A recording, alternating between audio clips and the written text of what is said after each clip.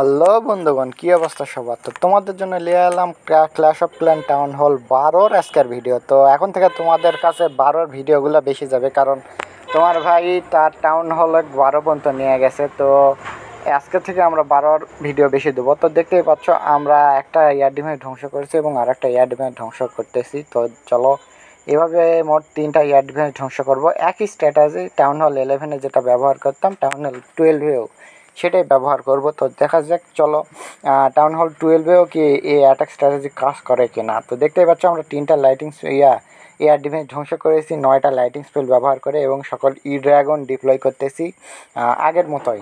তো দেখা যাক এই অ্যাটাক স্ট্র্যাটেজি এখানে কাজ কিভাবে করে। তো স্টোন স্ল্যামার ডিপ্লয় করলাম, সাথে আছে কিং, মিনিয়ন প্রিন্স এবং দেখতে পাচ্ছ আমাদের ওয়েডেনকেও ব্যবহার করেছি এবং তারা চলতেছে নিজের গতিতে।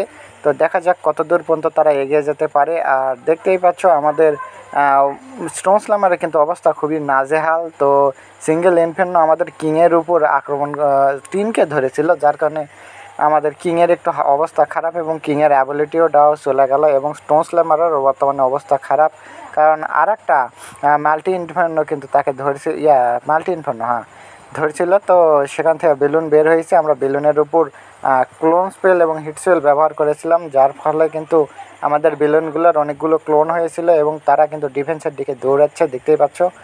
আর আমাদের ওয়েডেন কিন্তু ড্রাগনের সাথে আছে এবং বেলুন এবং মিনিয়ন প্রিন্স এবং সাথে কিছু ড্রাগনগুলো অন্য সাইডে অন্য সাইডের ডিফেন্সগুলো ধ্বংস করতেছে এবং দেখতেই পাচ্ছ দেখতে দেখতে ডিফেন্সের প্রায় সব কিছুই শেষ এবং দেখতে দেখতে আমাদের কিন্তু 3 স্টার চলে আসছে। তো ভালো থেকো সবাই।